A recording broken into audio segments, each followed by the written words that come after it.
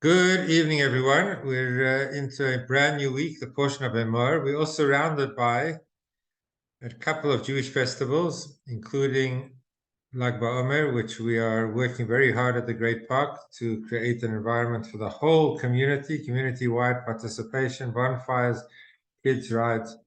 That's all on Monday night. And then just behind that is also Pesach Sheni, which is the second Pesach, not behind it. That's actually before. It's this coming Friday. So we also got these minor but very important Jewish festivals that surround this week. So we want to try and touch on all of those things. And thus, the title that we gave tonight's shir, that it talks about a second chance. And how do we utilize the opportunity of a lost opportunity? Let's begin with a journey through the portion itself, and then we'll see how to pick whatever we're going to be talking about. It starts off by talking about the Kohanim. So the Kohanim are the select tribe, a subset of the tribe of Levi. They are the descendants of Aaron, brother of Moshe Rabbeinu, of Moses. So his children were to be the Kohanim, who would serve on behalf of the Jewish people in the temple. And they were held to a greater intensity of requirements by Jewish law, and more so than any other average pleb like myself, who's just a regular Yisrael. The Kohanim have to live up to a higher standard. So that's how this week's Shabbat reading begins. What are the laws relating to Kohanim? A Kohen may not marry a divorcee. So he's just held to a higher standard of requirement, even in marriage. He cannot come into contact with the dead, with a human corpse. And we're saying in brackets, aside from immediate family. That's why Kohanim are always got a situation of loss. They do participate at the funeral, and they do stand at the graveside because they are taking care of their immediate family. You might also notice that in the West Park Cemetery, the Kohanim are normally put on the very edge of these sections, so that the Kohanim's children, who happen to also be Kohanim, will be able to come and visit the grave even after it's no longer the funeral. In subsequent years, they'll be able to visit the grave. If the grave of a Kohen is somewhere in the middle of a whole section of other graves, then the child would have to stand at a distance and not come close to any of the graves. That's why they put the Kohanim, they bury the Kohanim on the edge of all of those sections of the cemetery. That's a regular Kohen, but there was a guy called the Kohen Gadol.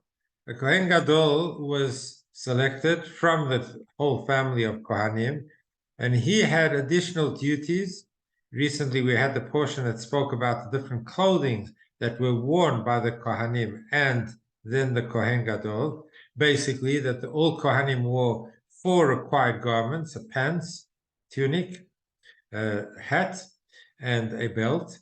And in addition to that, the Kohen Gadol had the golden vestments, an additional 4 garments, which included the breastplate and a plate on the forehead that said out of gold, Kodesh LaHashem. So the Kohen Gadol would serve in the temple, and whenever he'd walk into the holies of holies, he took off the golden vestments. And then when he served in his capacity of Kohen Gadol, he dressed in the golden vestments. There were numerous differences between the Kohen Gadol, of which there was only one. There were sometimes different roles that were required. Sometimes a Kohen Gadol appointed because the Kohen Gadol couldn't serve for technical reasons. So that's also discussed. But the Kohen Gadol, he's held to an even higher level of requirement. Not only he may not marry a divorcee, he's also not allowed to marry a widow. A widow is allowed to a Kohen, but not to a Kohen Gadol. And this Kohen Gadol, cannot come into contact with even the dead of his own immediate family. The only dead that a Kohen Gadol, that's just the one individual high priest, would come into contact with is if he ever came across a body that needed to be brought to burial, and there was nobody else to do it. It's called a mace mitzvah. A mitzvah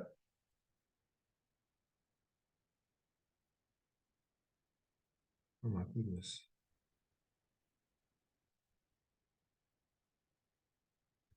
A I'm sorry, is everyone still able to hear me? Just give me a thumbs up, because I suddenly got a, yeah, thank you.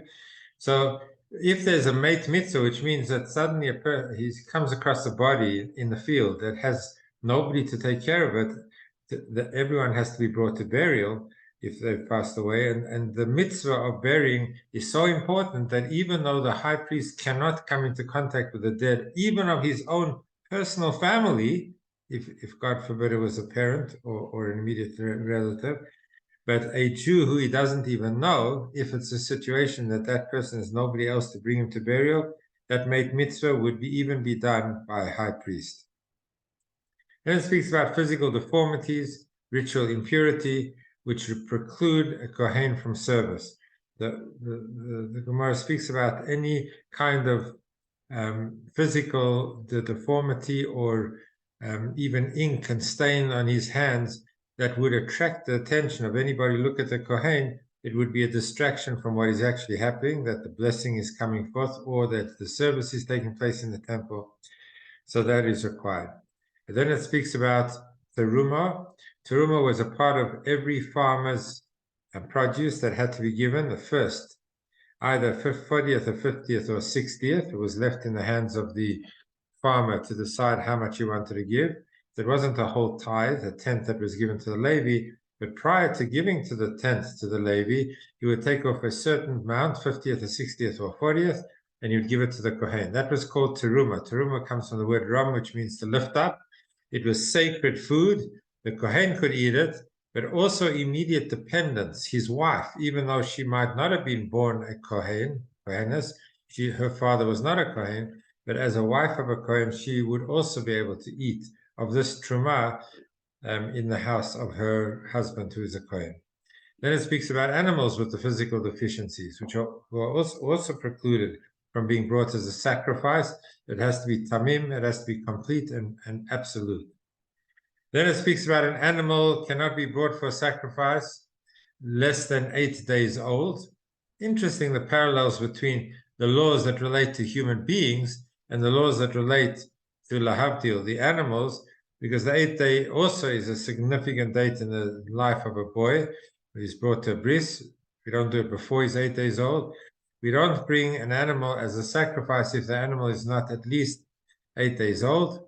It speaks about not sacrificing or slaughtering an animal and its offspring in the same day. So we're cautious not to do something that's generational, that actually crosses over the 2 generations. Continuing the summary, it speaks about the laws of Kiddush Hashem, that we have to sanctify God's name, where it has to give one's life rather than transgressing certain cardinal sins. So we just recently started the new cycle of the Rambam, and in the opening chapters it speaks about Kiddush Hashem, the laws that relate to sanctifying God's name. It actually might be the concluding chapters of the Rambam, and it speaks about the fact that one has to not give one's life for the mitzvahs of the Torah. The Torah says, "V'chai b'hem," that you should live by the mitzvahs of Hashem, and we should not give our life. But there are the 3 cardinal mitzvahs which one has to sacrifice one's life rather than transgressing those sins. What are those 3? It is idolatry. If somebody says, either serve this idol or I will, God forbid, kill you. So one has to rather give one's life than do an act of idolatry. Likewise, adultery and laws that relate to morality. If a person is told you will lose your life if you don't do these acts of immorality, the person has to rather give their life. And the last one is to murder. God forbid, if a person's told you either kill somebody or I'll kill, God forbid, you, so the person should rather give their life rather than take the life of somebody else. Those are the big 3, but anything else, as important as it might be, like keeping kosher and keeping Shabbos and keeping Yom Kippur, if it's a matter of life that is at stake, a person would eat on Yom Kippur, would eat treif on Yom Kippur, would eat chazer on Yom Kippur, God forbid, if that was the requirement to preserve life. That is the importance of preserving life. The Rambam actually speaks about a lot more details, that in a situation that is public, there's even a greater degree of Kiddush Hashem. if there is a decree that is enacted against the Jewish people specifically, so it's a decree of the authority, not just to make their own lives comfortable, but to root out Judaism, then one would be required to give their life even for the smallest detail, because one's protecting the integrity and the strength of one's people and one's religion. The Torah then, having spoken about the select important people amongst people, it then moves into the important times amongst other times. So we have the importance of a select group of people called the Kohanim, and we have now select days of the year that stand apart from the others that are particularly holy. And they are the Yomim Tovim, Shabbos, Pesach, the mitzvah counting the Omer between Pesach and Shavuot, as we are presently doing. Shavuot, Rosh Hashanah, Yom Kippur, Sukkot, and Shmini Atzeret. So all the festivals are dealt with in this week's portion. And in fact, that section of this week's portion is read on the festivals. Then it says when you are harvesting your fields, which relates to the harvest festival of Shavuot, we have to leave, whenever one harvests, you have to leave certain gifts for the poor. Like, for example, a corner of the field has to be left for the poor. Certain gleanings that were dropped and left behind, you leave for the poor. If you forgot some grain in the field, when you left to your granary, you should not go back and get it, but rather leave it for the poor. So there was a huge entitlement and sensitivity to the need that the poor people have. Switches subject, and it says there's the mitzvah of lighting a menorah that was done, in fact, every single day, and it had to be done with pure olive oil. In fact, the first drop of the olive oil was used to kindle the menorah. All the subsequent juices or liquid that came out of the olive could be used for other things in the temple, like, for example, certain cakes and breads and meal offerings had to be mixed with oil. So the oil was made from olive oil, and that olive oil could be pressed by using any kind of press that they use to press olive oils. But for the lighting of the menorah, it had to be done by squeezing just the very first drop of each olive would be used for the lighting of the menorah. That was a much higher requirement of spiritual integrity and religious requirement that related to the oil used for the menorah. It then speaks about lechem hapanim. This we've been talking about in our Gemara. John, who's part of our Gemara shir, will know what we're talking about, because we've just been discussing specifically that every Friday, 12 breads were placed in pans that formed the table of showbreads that was left inside the temple from one Friday to another. Miraculously, these breads stayed fresh. And at the end of a week, they were shared between the Kohanim who had a roster. In fact, all this Kohanim that we're speaking about eventually were divided into 24 rosters, meaning that there was a week given to a group of Kohanim, and at the end of 24 weeks, then the roster number one would come back. So basically twice a year, 24 rosters. There's approximately 52 weeks in a year. So you basically had a group of Kohanim dedicated to a week twice a year. Now, the Kohanim that would be completing their week, which they would on Friday, and the Kohanim that would be beginning their week on that Friday would share in the 12 showbreads. Miraculously, not only did they stay fresh, but there was enough to feed all of those Kohanim that had served the past week and were now beginning to serve the next week. 2 of the 24 rosters of Kohanim would partake of the showbreads every Friday. That's called the Lechem Hapanim. Changes the subject, and it speaks about blasphemy, for which there is, God forbid, execution. A person blasphemes the name of God. Then it speaks about the penalty and the compensation for murder, injury, destruction of property, how one has to restore the loss, and at times add, in addition to the restoration of the amount of damage that was caused, additional monies as well. That's basically a summary of the portion of Emor, which speaks about, as we've said, special, unique people amongst the Jewish people, special, unique times amongst the calendar months. So it speaks about uniqueness and specialness. Also refers to Eretz Yisrael, which is a specialness in place. So maybe I'll come back to a lot of the things that we're going to talk about in the Parsha, and I'm going to go right to the end and talk about this Friday. Today is the 12th day of Iyar. The 13th day of Iyar is tomorrow, and the 14th day of Iyar is known as Pesach Sheni. Now, in life, we always love things to go perfectly well. We plan on that. We live in order to ensure that life brings success and gives us the best opportunities. But life is not only a collection of success moments, the best opportunity. Life is made up of different situations in life. Sometimes there are situations that cause us to fall and even to fail. Sometimes we're just not able to do what we wanted to do because of circumstances and predicaments. God forbid the person is distracted by requirements that have to be performed, and therefore the person is unable to do a particular mitzvah. But way beyond only being connected to the mitzvahs, that often happens even in relationships. Every marriage begins with a husband and wife under the chuppah saying that this is going to be the most romantic, happiest home that was ever built. That's how all marriages start. But not all marriages retain that forever. And very often there are gremlins that creep into the relationship. And then there's difficulties, and then there's pain, and then there's suffering, and then there's, God forbid, the lost opportunities that one had hoped for in one's relationships, with one's relationships with friends, with work partners, work itself.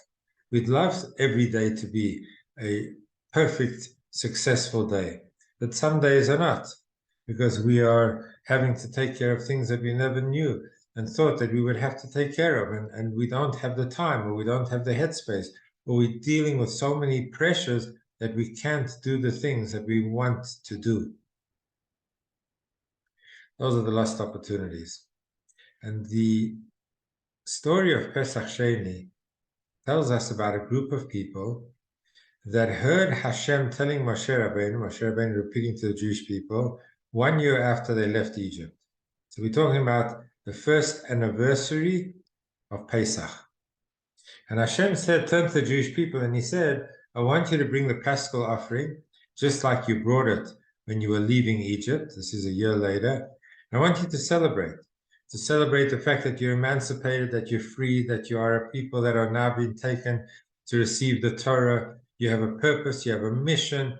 So much has changed in this last year, but I don't want you to ever forget about the Exodus and leaving Egypt. I want you to relive it, and you'll bring the offering and you'll have a Paschal feast and a meal that you will parallel and will resemble what happened when you left Egypt. Basically, it was kind of a Seder night where they would relive and retell all that happened. But this is the first Pesach after leaving Egypt, the first year in the desert. And there were people, and they came to Moshe Rabbeinu and they said, Anachnu tameim, we are impure. On a technicality, we're not allowed, we're precluded from bringing the Paschal offering. And then they said the famous words which become the catchphrase, Lama nigora, why should we lose out from being able to participate in this national holiday of freedom and emancipation? This is a national celebration of gratitude to Hashem for what he did. And we, this whole group of people, because of a technicality of Jewish law, that we've come into contact with the dead and therefore contamination, and therefore we're not allowed to we're precluded from bringing a sacrifice. But they turned to Moshe Rabbeinu and said, Lama nigora, how can we be left out when the rest of the Jewish people are celebrating this first anniversary of the Exodus? And it's only one of two occasions in the Torah. Moshe Rabbeinu consults with Hashem, and Hashem says, you're right. I will give you a new festival, one that I haven't listed and haven't told you about now, but this is the consequence of your desire and response to want to be involved.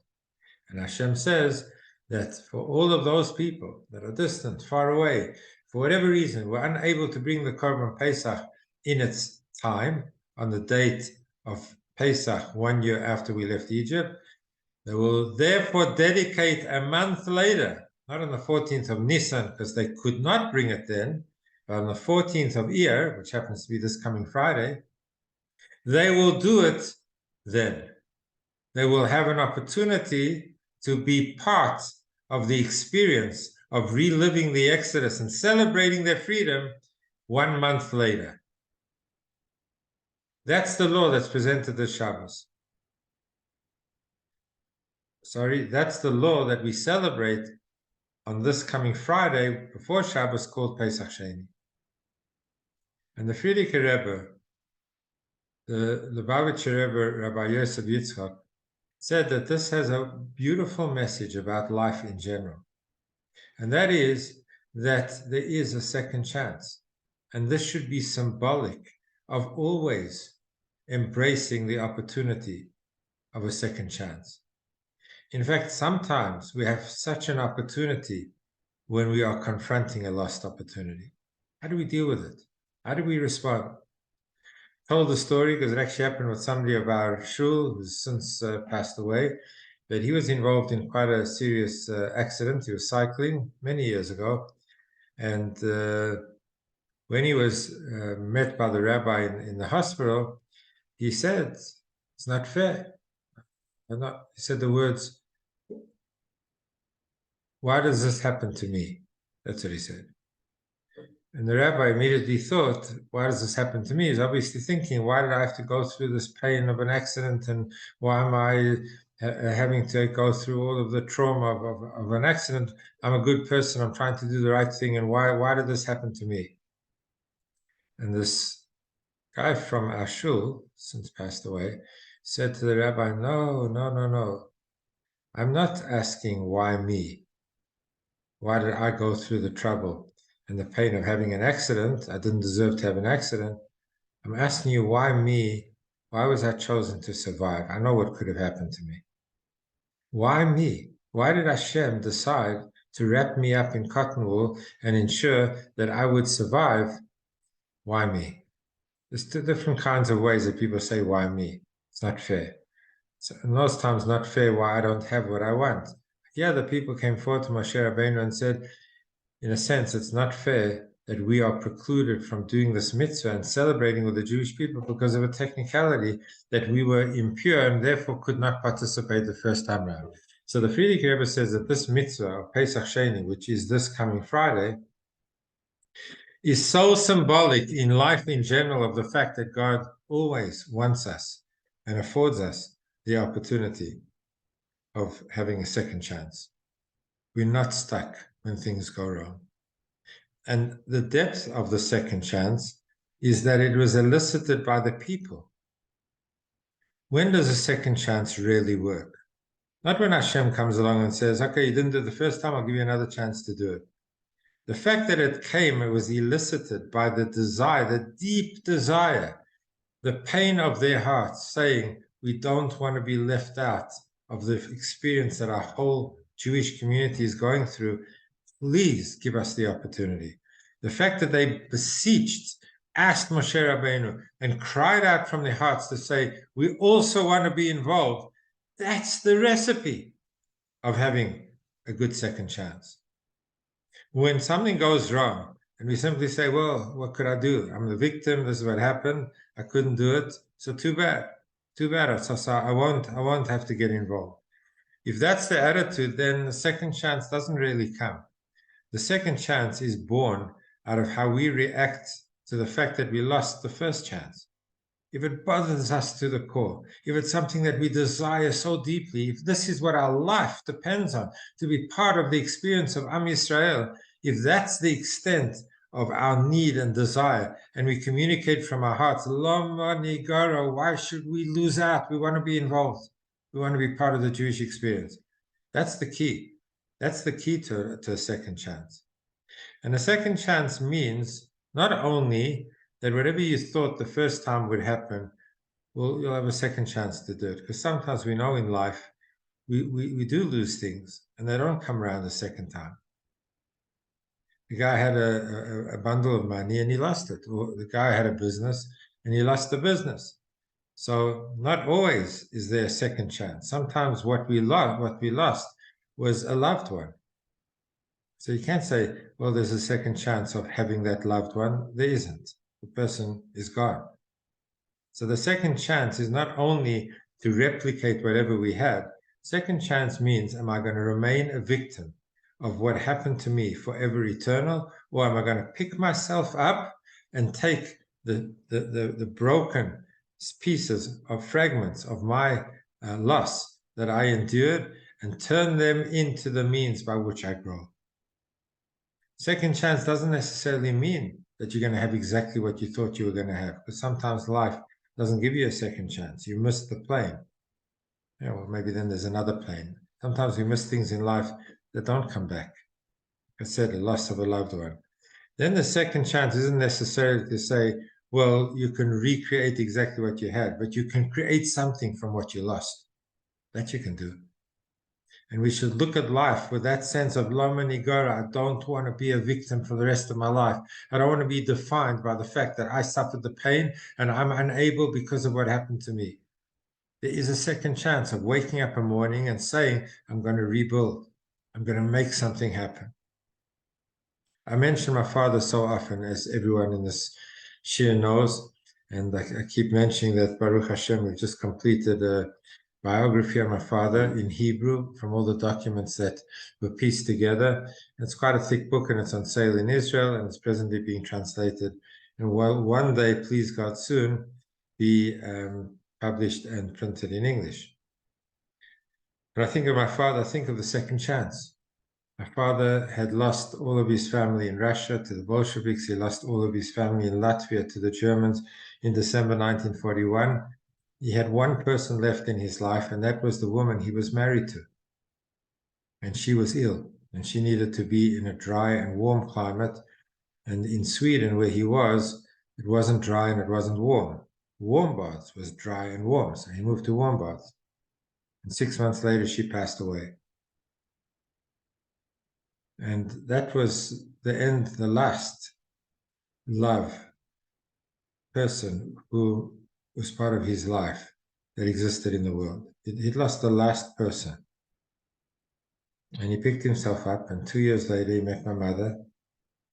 And he didn't have children from the first marriage, and he created a family that was filled with love and joy and exuberance of life, the holidays we did, and all the things we did together.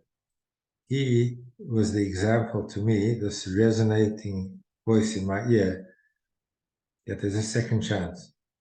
He didn't have a second chance of exactly what he had before, but he had a second chance to be a productive, creative, successful father.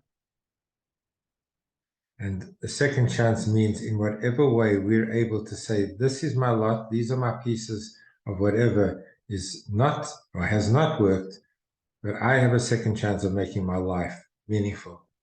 I will make sure that tomorrow I wake up and I make somebody smile and I do an act of kindness and I help another human being. I'm going to turn my life into something that is productive. That is what Pesach Sheni represents. And it's only one of two mitzvahs. The only other mitzvah that also happened as a result of human desire were the 5 daughters of Tzlofchad, who didn't have any sons. And the daughters came to Moshe Rabbeinu and said, similar whole theme. Why should we lose out? Our family is going to lose their inheritance in the land because there are no sons to be inherited. And what do we do in a case? And Moshe Rabbeinu asked Hashem, and that's when the daughters of Tzlofchad were given the inheritance of her father, and that was now laws that were written into the Torah. But as a result of what they initiated, it was a response to the human being.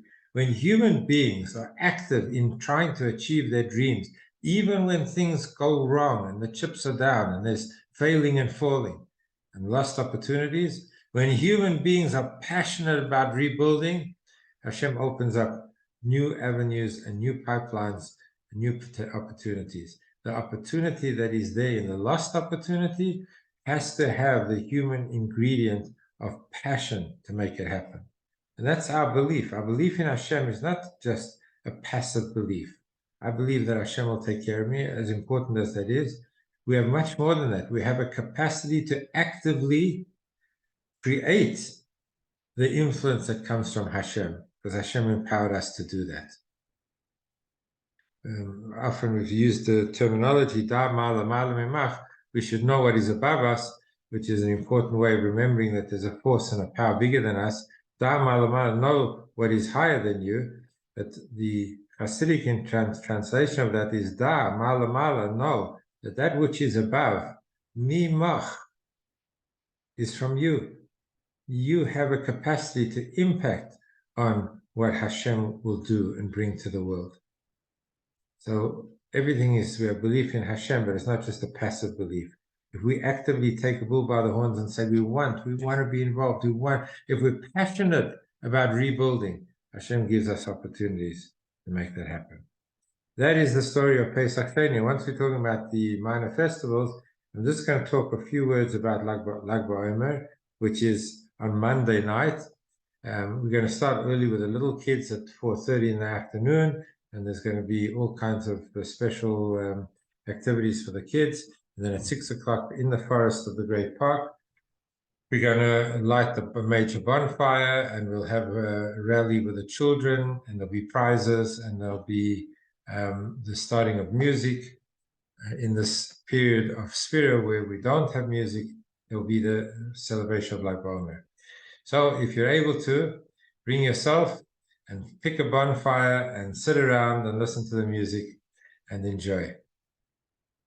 What's the real theme of Lag BaOmer? So we know that at the time of this time, between Pesach and Shavuot, Rabbi Akiva had 24,000 students. A plague broke out amongst his students, and 24,000 students, just think of the number, 24,000 students of Rabbi Akiva perished and passed away in the period between Pesach and Shavuot. The day of Lag BaOmer, miraculously, the plague stopped. Either it stopped temporarily for the day, or it ended. That's why there are different customs about when we have semi-mourning practices during this period between Pesach and Shavuot. But it's a time that is associated with loss. And the Gemara tells us that the reason why Rabbi Akiva's students perished was the Lo Nohagu Kavod Zeh B'Zeh, that didn't give adequate respect one to the other. And the obvious question that we have to ask is, these are students of Rabbi Akiva. Rabbi Akiva formulated the thought that encapsulates the whole Torah.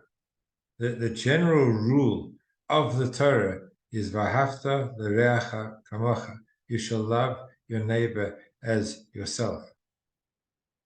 That was Rabbi Akiva's idiom, teaching that around which all the other thousands and thousands of teachings were centered around this mitzvah of loving your fellow Jew, loving your fellow. And it's so intriguing that it was the students of Rabbi Akiva who didn't act respectfully one to another. One would imagine the students of Rabbi Akiva, more than any other student in the whole world, would have understood the importance of having respect for one another, because that was his ultimate teaching: love your neighbor as you love yourself. And that's a important mitzvah. So the obvious explanation is that sometimes when we're indifferent, we think that we have a respect for another human being. I've shared before that when I was a counselor in California, in Los Angeles, in the late 70s and early 80s, and I began a community in Los Angeles in the Valley.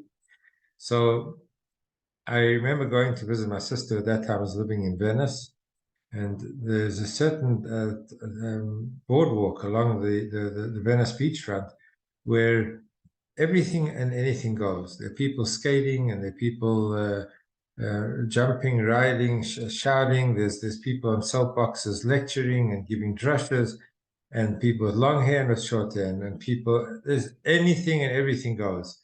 So much so that I felt like there seemed to be even a tolerance of me standing in my black hat, putting on tefillin with people that were walking by, dressed completely different, looking like a Orthodox Jew, and nobody seemed to be in any way wasn't attracting any attention because I probably looked much more normal than most of the other people walking down the boardwalk. We were looking way crazier than I was looking in 105 degrees in a black hat and jacket. But then I was like thinking, look how tolerant everyone just seems to be so easy with one another. And then it kind of hit me that there wasn't a tolerance that was born out of love. It was a tolerance that was born out of indifference. I don't actually care. Anything goes because I don't really live for anything. I don't have a passion. I don't have a doctrine, a desire, a moral code that I live by, and therefore I have to get on with somebody who doesn't have it. I don't. I hang loose. Anything goes because anything is fine because nothing really matters because I don't actually have a commitment to anything. That kind of tolerance is much more an indifference than a tolerance. Real tolerance is when I care and it matters, and this is my passion, this is my desire, and everything depends on it. This is why I woke up this morning, and this is why I live. And then there's somebody who has a totally different opinion to me, and I tolerate that person anyway. It does matter. It matters to me so much to the core. That's how I live my life. Rabbi Akiva's students were so passionate about the teaching of their teacher, Rabbi Akiva, that when somebody else misquoted, in their opinion, or said something that was not exactly as they understood from their teacher, it bothered them. Their lack of tolerance for one another to the degree that was required of such special people, their lack of respect was born out of the fact that I'm passionately committed to my understanding of how things have to be done. How could somebody else do it differently? It's interesting how they were so heavily punished by 24,000 of them passing away. Rabbi Akiva leaving us this doctrine of is ze klal gadol b'Torah. This is a major rule of the Torah around which so many other commandments of the Torah are centered. So please celebrate Lag BaOmer this coming Monday night and Tuesday, and hopefully at the forest of the Great Park, where thousands of Jews from all the communities across town will be gathered. I want to just go through some of the things that happened in this Shabbos.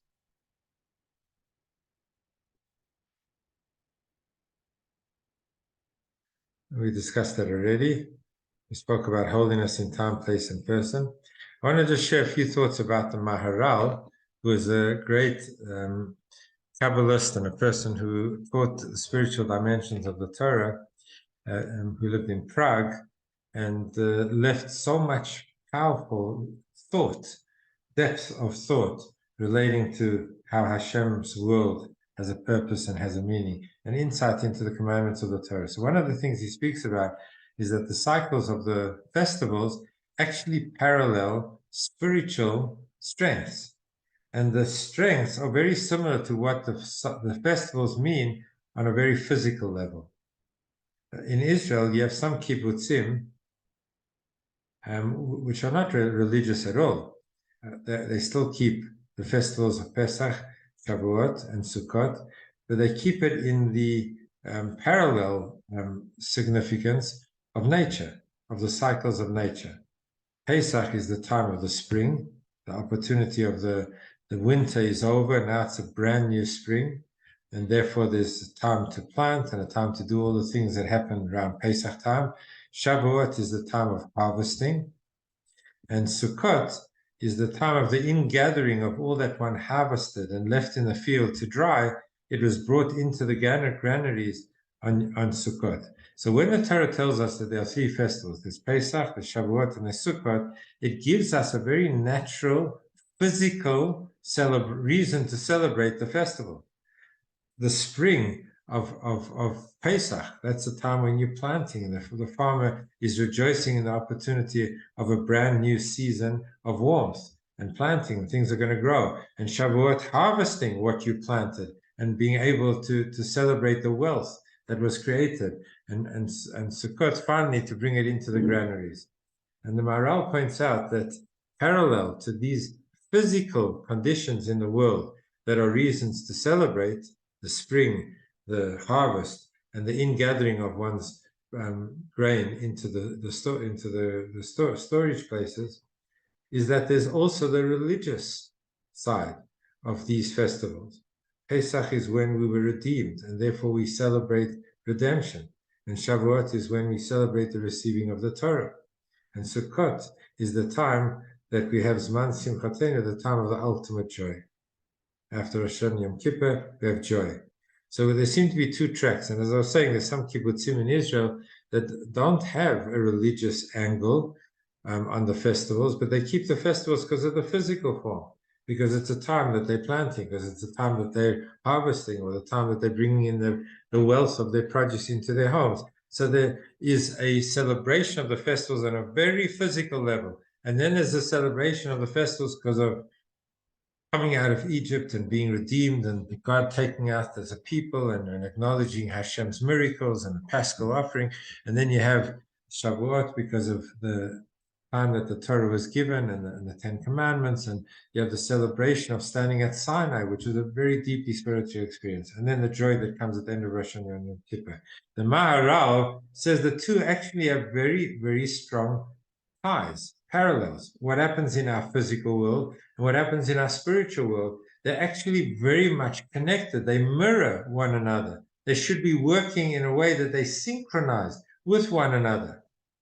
That is the goal of being able to have our spiritual dimension and our physical dimension working alongside one another. So Pesach is the spring, because it's after the winter and after the cold and after things could not really grow. Suddenly there's an opportunity physically for the farmer to plant things because it's the spring. But it's the spring also in our spiritual life. We've come out of the winter. There was slavery. There was servitude. We couldn't do what we wanted to do as Jews. And suddenly we have the new, brand new opportunity of Pesach. Religiously, that's spring. That's the opportunities of growth in our lives has suddenly been enhanced by the season. The physical elements of it, with things growing and being planted in the field, and we ourselves as human beings growing and developing, till the point of Shavuot. In Shavuot, we harvest the grains that we planted, and on Shavuot, we harvest in the sense that we bring the wealth to fruition of our exodus. Pesach was the opportunity of a brand new life of freedom. Shavuot, we stood at Sinai and we said, what are we going to do with this freedom? How are we going to harvest this freedom? How are we going to make it a wealth that is going to stay with us and going to be part of a life that is beyond the confines of Egypt? And then comes Sukkot. And Sukkot is when all the wealth of your grain that you left in the field, all the way from Shavuot, a few months, and it's the months that it doesn't rain in Israel, so it dries out completely, and then you can bring it home into your granaries and storage places as you do in Sukkot. That's the joy of the physical wealth.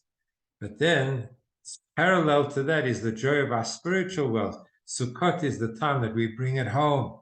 We bring home all the opportunities of a free people standing at Sinai. And then eventually go through the Rosh Hashanah Yom Kippur, and Sukkot is the happiest time of the year, Zman Simchatenu, not just because of physical wealth that we were able to generate, but because this is the wealth of being able to bring home our spiritual journey, to dance with our feet and to rejoice in Simchat Torah, because all of the experiences of Pesach and Shavuot and Rosh Hashanah Yom Kippur are being brought home.